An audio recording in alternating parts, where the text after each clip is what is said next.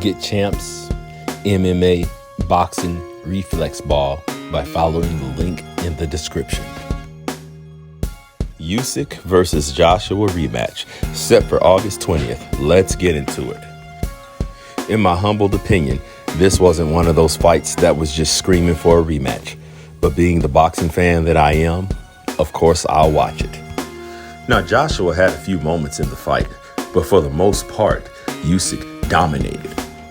Now, Joshua could very well make the necessary adjustments to have more success in the rematch, and we may be surprised, but I just don't see how. I think it's one of those situations to where Usyk just has Joshua's number, and Joshua simply doesn't have the style to overcome Usyk's awkwardness, slickness, and elusiveness. And I personally don't think that this rematch was in Joshua's best interest. And making the long-awaited fight with Wilder would have been the way to go. But nevertheless, the rematch has been set, and here's my prediction. Joshua's best chance for success is to impose his size and his will. To a certain degree, he has to throw caution to the wind, take more risk, and draw Usyk into a firefight. I can tell that Joshua doesn't like to get hit, but he's going to have to be willing to eat some leather to get his shots in. And he's going to have to find a way to cut the ring off. Also, Joshua is going to have to hurt Usyk early and get some respect. Now, to Joshua's credit, he's shown the ability to adjust in rematches. So he could very well prove me wrong.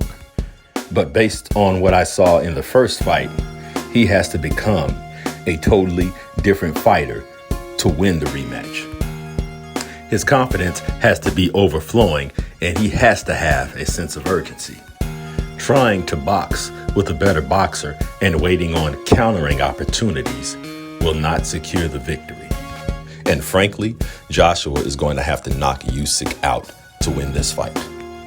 As far as Usyk is concerned, he just has to do exactly what he did the last fight, but do it better. Do not make the mistake of underestimating Joshua, and don't be overconfident. Usyk just needs to be aware that Joshua can hurt him with one shot, and I believe that he is.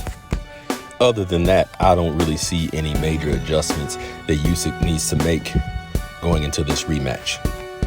So if I'm just looking for a reason to give Joshua a shot in this rematch, I'll just have to look at the Andy Ruiz rematch in the way that he adjusted in that fight. Other than that, I have another Usyk decision. Those are my thoughts. Let me know what you think, and I will see you on the next video.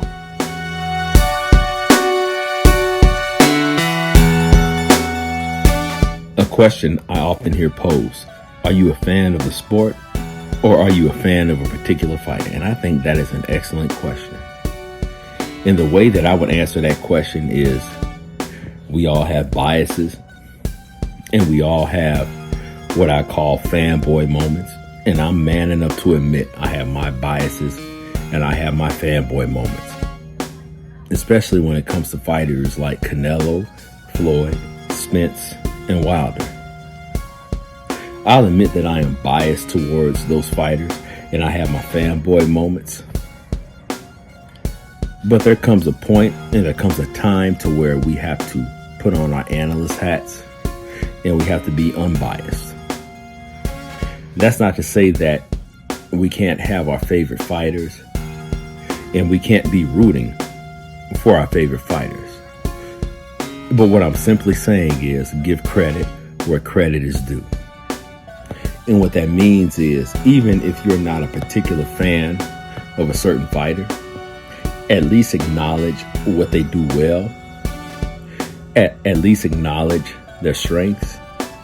And at least admit to when they have legitimate successes. For example, I was not a fan of John Ruiz's style, but at the end of the day, John Ruiz's style was effective and it brought him great success. I wasn't a big fan of Keith Thurman, but he fought and beat the top guys of his division at the time. And and I'm referring to Danny Garcia and Sean Porter. So the point that I'm making is there's a time and place for bias, but there's also a time and a place to where we have to put on our analyst hats and be objective, and to take our boxing knowledge and to be honest. And although we may not like a particular fighter or be a fan of their style, we have to give credit where credit is due. We have to acknowledge the things that they do well, despite our bias for or against them. So I said all of that to say that to be intellectually honest and to give a complete comparative analysis, sometimes we have to separate our feelings from our boxing knowledge. Please let me know what you think. If you like the channel, please share, promote, and subscribe. I would really appreciate it.